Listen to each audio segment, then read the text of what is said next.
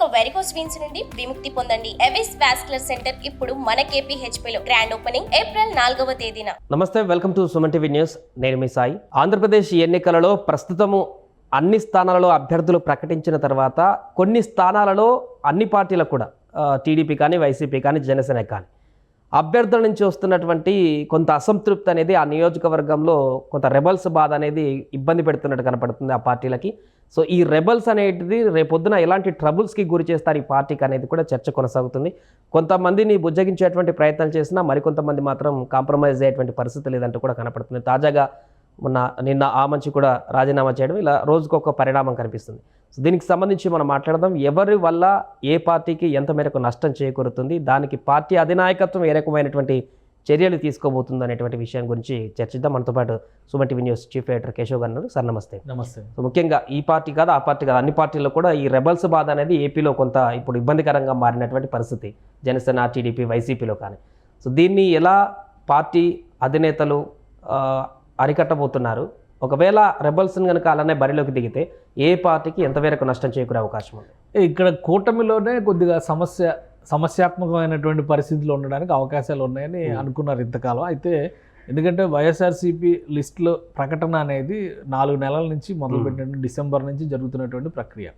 ఎవరైతే ఇన్ఛార్జీలుగా అవకాశాలు కోల్పోయారనుకున్నారో, అలానే ఎవరికైతే పోటీ చేసేటువంటి ఛాన్స్ లేదని క్లియర్గా చెప్పారో, వీళ్ళందరూ రెబల్స్గా మారుతూ ఒక్కొక్కరుగా వచ్చారు. ఇప్పుడు ఎమ్మెల్సీ ఓటింగ్ నాటి నుంచి చూసుకుంటే కనుక మనం వైసీపీలో ఉన్నటువంటి వాళ్ళందరూ కూడా రెబల్స్ అయిన వాళ్ళు బయటికి రావడం, ప్రత్యామ్నాయాలు చూసుకోవడం, ఇవన్నీ కూడా వరుసగా జరిగిపోయినాయి. అయితే కూటమి అభ్యర్థుల ప్రకటన అనేది ఈ లాస్ట్ 10 days నుంచే జరుగుతూ వస్తుంది. కాబట్టి కూటమిలో అభ్యర్థుల సమస్య ఎక్కువగా ఉంది అనేటువంటి సంకేతాలు. అంటే ఇప్పటివరకు జనసేన పార్టీ నుంచి స్ట్రాంగ్గా, ఇప్పుడు ఉదాహరణకి అమలాపురం నియోజకవర్గం ఉంది, అక్కడి నుంచి జనసేన పార్టీ నుంచి సెట్టిపత్తుల రాజబాబు చాలా స్ట్రాంగ్గా వర్క్ చేశారు ఇంతకాలం అనేటువంటి అభిప్రాయం ఉంది. పొత్తులో అటు వెళ్తుంది అనుకున్నారు. చివరి నిమిషంలో అది టీడీపీకి వచ్చింది. ప్లస్ ఆయనకి టికెట్ కేటాయించేటువంటి క్రమంలో కూడా ఆయన ఏదో వేరే లీడర్స్తో టచ్లో ఉన్నాడు అనేటువంటి సమాచారం రావడం, సో సీట్ ఇచ్చిన తర్వాత ఏం జరుగుద్ది అనేటువంటి అనుమానాలు ఉండడం, దీంతో పెండింగ్లో పెట్టారు. ఈలోపు కాగల కార్యం గందరవులు తీసినట్టుగా మొత్తం అయిపోయింది. సో ఇదే తరహాలో ఉన్న వాళ్ళందరూ కూడా ఒక్కొక్కరుగా ప్రత్యామ్నాయాలు, ఇప్పుడు అంతా సెటిల్ అయిపోయింది కదా. ఇప్పుడు 3 పార్టీల కూటమి సెటిల్ అయిపోయింది. అటు అధికార పార్టీ కూడా మొత్తం అన్ని సీట్లకు కూడా అనౌన్స్మెంట్లు కంప్లీట్ చేసినటువంటి నేపథ్యంలో ఈ రెబల్స్ అనేది ప్రధాన ప్రతిపక్షం నుంచి చూసినా కానీ, అలానే జనసేన పార్టీ నుంచి చూసినా కానీ ఎక్కువ సమస్య ఉంది. బీజేపీకి మళ్ళీ ఆ సమస్య చాలా తక్కువ ఉంది. ఎందుకంటే బీజేపీలో ఉన్నటువంటి లీడర్స్ని ఎక్కడెక్కడ అకామిడేట్ చేయాలో అక్కడక్కడ అకామిడేట్ చేసి పెట్టారు. గతం నుంచి ఉన్నటువంటి లీడర్స్ కొంతమందికి మాత్రం, విష్ణువర్ధన్ రెడ్డి లాంటి వాళ్ళకి టికెట్లు రాకపోయినా కానీ పార్టీ కోసం పనిచేస్తాం అనేటువంటి మాట చెప్పేసి వాళ్ళు సర్దుబాటు చేసుకున్నటువంటి పరిస్థితి. అంటే వాళ్ళ బిహేవియర్ కూడా లోపాయకారిగా ఏదో జరుగుతుంది అనేటువంటి అనుమానాలు పార్టీలో కూడా ఉన్నటువంటి పరిస్థితి ఉంది. కాబట్టి అందుకని పక్కన పెట్టారని అనుకోవాల్సి ఉంటుంది మనం. ఇప్పుడు పెద్దగా రెబల్స్ బెడద బీజేపీలో లేదు. జనసేన పార్టీకి వచ్చేసరికి కొన్ని నియోజకవర్గాల్లో ఆ ప్రతికూలత అనేది స్పష్టంగా కనిపిస్తుంది. పొత్తులో పోయినటువంటి సీట్లు ఒక ఎత్తు అయితే, తీసుకున్నటువంటి సీట్లలో కూడా బలమైనటువంటి అవి, ఉదాహరణకి ఇప్పుడు అవినగడ్డ నియోజకవర్గం ఉంది. అవినగడ్డ నియోజకవర్గం ఎటు నుంచి చూసినా కానీ అక్కడ అధికార పార్టీ అభ్యర్థి ఓడిపోతారు అనేటువంటి సంకేతాలు చాలా స్పష్టంగా ఉన్నాయి. ఇప్పుడు కాదు, 2 ఏళ్ల నుంచి ఉన్నాయి. సో ఆయన్ని మార్చాలి అనే ఉద్దేశంతోనే సిట్టింగ్ ఎమ్మెల్యేని ఎంపీగా పంపించాలని జగన్మోహన్ రెడ్డి గారు అనుకున్నారు. మళ్ళీ చివరి నిమిషంలో అక్కడ ఈక్వేషన్స్ పరంగా మళ్ళీ ఆయనకే ఇచ్చారు సీటు. ఇప్పుడు గెలవగలుగుతారనుకునేటువంటి సీట్లు ఏమైంది, అభ్యర్థి ఎవరైనా డెసిషన్ తీసుకోవడంలో జనసేన పార్టీ అటు ఇటు ఊగిసలాట్లో ఇప్పుడు ఒక్కొక్కరు ఆప్షన్స్ చూసుకున్నారు. ఒకటేంటంటే, ఒకటి ప్రభుత్వ వ్యతిరేకత వల్ల ఓడిపోవడం, 2 బలమైనటువంటి ప్రత్యర్థి నిలబడడం వల్ల ఓడిపోవడం. ఇక్కడ మొదటి కేటగిరీలో ప్రభుత్వ వ్యతిరేకత లేదా ఎమ్మెల్యే పైన వ్యతిరేకత, ఈ 2 అంశాల ఆధారంగానే అవినగడ్డలో డెసిషన్ జరుగుతుందని అందరూ అనుకున్నారు. ఎప్పుడైతే మీరు ప్రత్యర్థిని పెట్టేటువంటి విషయంలో తర్జన భర్జనలు జరగడం, స్థానికంగా బలమైనటువంటి నాయకులు ఎవరో లేకపోవడం, ఇప్పుడు ఎవరైతే టికెట్ ఆశించారో వీళ్ళందరూ కూడా పక్కన మచిలీపట్నం నుంచో, పక్కన పెడన నుంచో, ఇంకో దగ్గర నుంచో వలస వచ్చిన వాళ్ళు ఎవరైనా, చివరికి లోకల్ ఎవరంటే మళ్ళీ మండల బుద్ధప్రసాద్ కనిపించారు.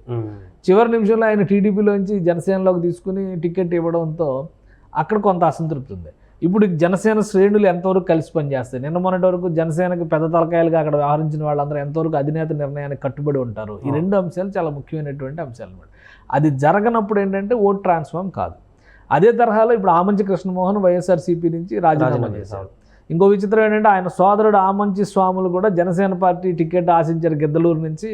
ఆయనకి అక్కడ లేదు. ఆయన కూడా ఇప్పుడు కొంత స్తబ్దుగా ఉన్నారు. ఆయన బయటకు వస్తారు, తిరుగుబాటు అంటే స్వతంత్ర అభ్యర్థిగా పోటీ చేస్తారు, ఇట్లాంటి చర్చ నడుస్తుంది. ఇప్పుడు కృష్ణమోహన్ గారు బయటకు వచ్చి 9వ తేదీన కార్యాచరణ ప్రకటిస్తాను అన్నాడు. ఆయన ఏం చేయబోతున్నాడు, ఆయన ఏం చేస్తారనే దాని మీద చీరాల అభ్యర్థి విజయం అనేది ఆధారపడి ఉంటుంది. ఒకవేళ ఆయన స్వతంత్ర అభ్యర్థిగా పోటీ చేస్తే ప్రభుత్వ వ్యతిరేక ఓటు అనేది ఏదైతే కూటమి ఆశించిందో అది చీలిపోయేటువంటి పక్షంలో మళ్ళీ వైసీపీకి లబ్ధి చేకూరుతుందా, లేదా ఈయన గెలవడానికి అవకాశం ఉందా, అంత బలం ఉందా ఈయనకి? ఎందుకంటే గతంలో ఎమ్మెల్యేగా చేసినటువంటి వ్యక్తి కాబట్టి ఆయనకు అంత బలం ఉందా అనేది అక్కడ ఓటర్ డిసైడ్ చేస్తారు. అదే సమయంలో వైసీపీ అభ్యర్థి ఓడిపోవడానికి కూడా అవకాశం ఉంది.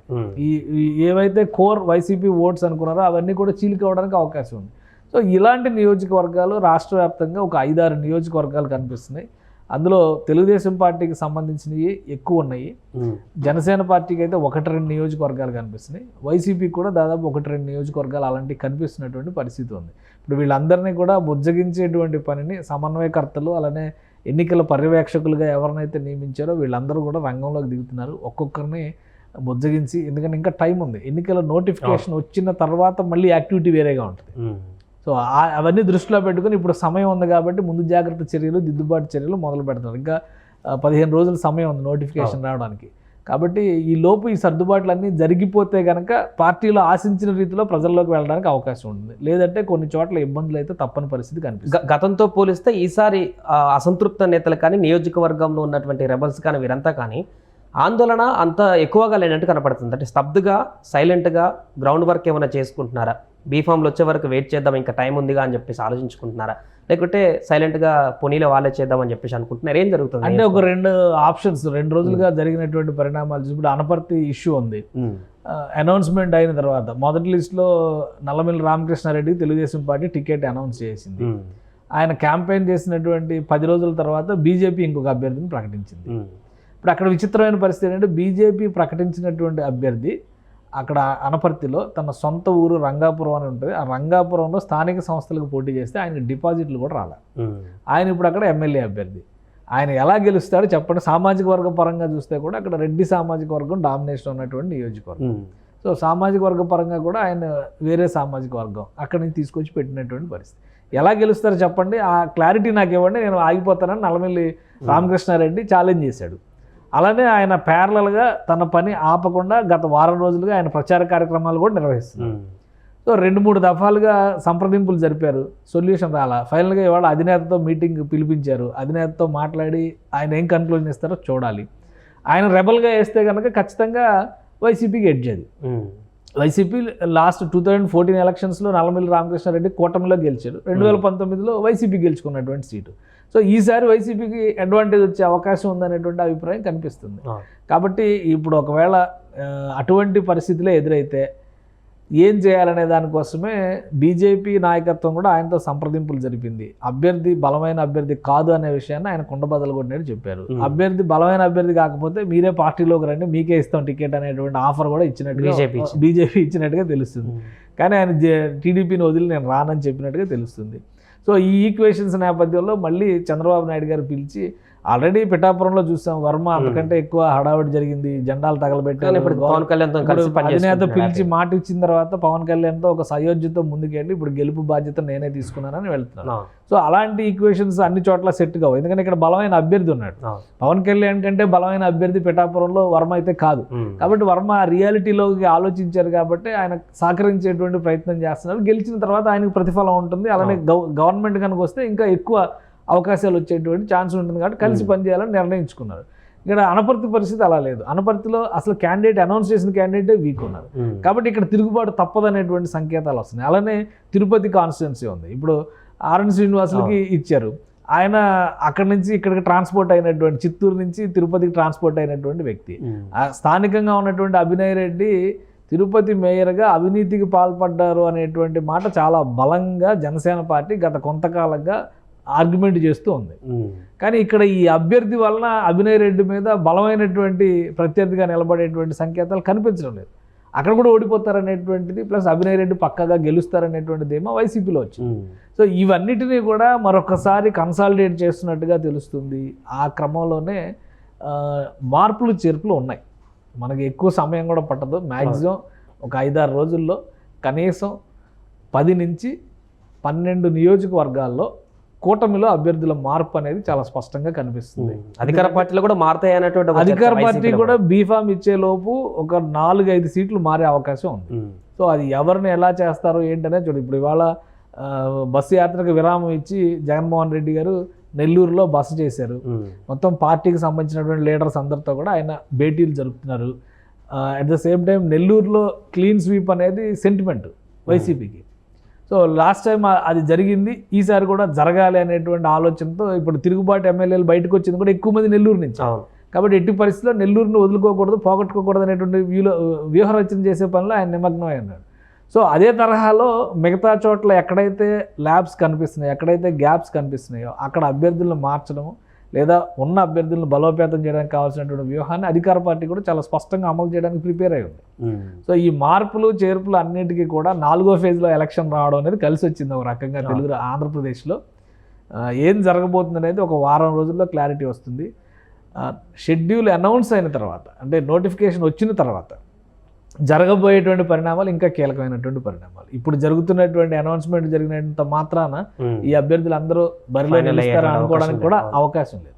మనకున్న ఇన్ఫర్మేషన్ ప్రకారం ఒక తెలుగుదేశం పార్టీనే 10 నుంచి 12 సీట్లు అభ్యర్థులను మార్చబోతుంది అతి త్వరలో. సో ఈ ఈక్వేషన్స్ అన్నింటినీ కూడా రెండు పార్టీలు చాలా సీరియస్గా, రెండు పక్షాలు చాలా సీరియస్గా చూస్తున్నాయి. At the same time BJP కేటాయించినటువంటి 10 నియోజకవర్గాల్లో కూడా బలహీనమైనటువంటి అభ్యర్థులకు సంబంధించినటువంటి క్షేత్రస్థాయి నివేదికలను తెలుగుదేశం పార్టీ సేకరిస్తుంది, చంద్రబాబు నాయుడు సేకరిస్తున్నారు. దాన్ని అనలైజ్ చేయడం ద్వారా అక్కడ మార్పులకు అవకాశాలు ఉంటే కూడా సజెస్ట్ చేసేటువంటి అవకాశం. ఎందుకంటే ఇప్పుడు మనం చూస్తున్నాం కదా, ప్రతి చోట కూటమికి మొత్తం ఎన్డీఏకి పెద్ద దిక్కు బీజేపీ జాతీయ స్థాయిలో, కానీ ఆంధ్రప్రదేశ్లో మాత్రం ఆ పెద్దరికం పాత్ర పోషించాల్సిన చంద్రబాబు నాయుడే. ఎందుకంటే ఆయన ఎక్కువ స్థానాలు పోటీ చేస్తున్నారు కాబట్టి బీజేపీలో ఒక వర్గం చాలా బలంగా ప్రజల ముందర చెప్తుంది. అంటే ఏం ఫెయిల్ అయినా చంద్రబాబు నాయుడు, కానీ చంద్రబాబు చెప్తే వినేటువంటి పరిస్థితి ఉందా బీజేపీ? అది ఎందుకు వింటారు? ఇప్పుడు ఒక పార్టీ వేరు, ఇంకొక పార్టీ వేరు. కూటమిలో ఉంటే సయోధ్యతో పనిచేయాలి, కానీ మీరు ఇది చేయండి అని చంద్రబాబు చెప్తే వినరు కదా. కానీ ఒకవేళ ఓటమి ఎదురైతే ముందే చంద్రబాబు నెత్తినేసేయడానికి ఒక వాదన చేసుకుంటూ వెళ్తున్నటువంటి పరిస్థితి బీజేపీలో ఆ ధోరణి కనిపిస్తుంది. కొంతమంది నాయకులు చాలా స్పష్టంగా చెప్తున్నారు. సో తెలుగుదేశం పార్టీ కూడా దానికి ముందు జాగ్రత్త చర్యగా కొన్ని ఉపశమన చర్యలు చేపట్టాలి కదా. అందుకని వీళ్ళు పోటీ చేస్తున్నటువంటి నియోజకవర్గాలకు కూడా తెలుగుదేశం పార్టీ ఇన్ఛార్జీలు నియమించింది. పార్టీ ఇన్ఛార్జీలు ఉంటారు, వాళ్ళు మానిటర్ చేస్తున్నారు, వాళ్ళతో పాటు క్షేత్రస్థాయి నివేదికలు తెప్పించుకుంటున్నారు. ఏ అభ్యర్థి వీక్గా ఉన్నారు, ఏ అభ్యర్థి బలంగా పనిచేయట్లేదు అనేటువంటి అంశాల ఆధారంగా చంద్రబాబు నాయుడు కొన్ని సలహాలు ఇస్తారు పార్టీకి, బీజేపీకి, అది రాష్ట్ర నాయకత్వానికి. రిసీవ్ చేసుకుంటే ఓకే, రిసీవ్ చేసుకోకపోతే వాళ్ళు ఏం చేయాలో వాళ్ళు కూడా అది చేస్తారు. అంటే కూటమి అన్న తర్వాత కలిసి పనిచేయాలి. నిన్ను దెప్పి పొడుస్తా నా కోసం పనిచేయండి, ఎవరు పనిచేయరు.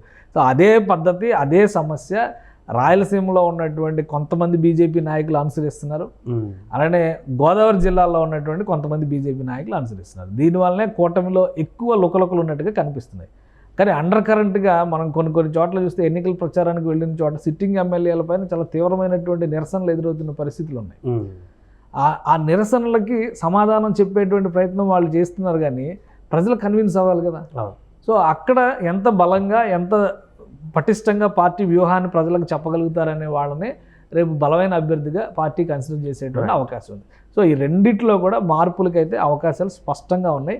రెబల్స్ను చల్లబరిచేటువంటి ప్రక్రియకి బహుశా ఇంకొక 2-3 రోజుల్లో మంగళం పాడతారు. ఈ లోపు చల్లబడకపోతే కనుక సస్పెన్షన్లు, వేట్లు ఉండేటువంటి అవకాశం ఉంది. పార్టీలోంచి బయటికి బహిష్కరించే, పార్టీ ఇష్టం అయితే రిజైన్ చేసి వెళ్ళిపోవచ్చు. కానీ పార్టీలోనే ఉంటూ శల్యసారాజ్యం చేస్తే కనుక క్షమించే పరిస్థితి ఉండదు. కాబట్టి వాళ్ళని సస్పెండ్ చేయాల్సినటువంటి పరిస్థితి వస్తుంది.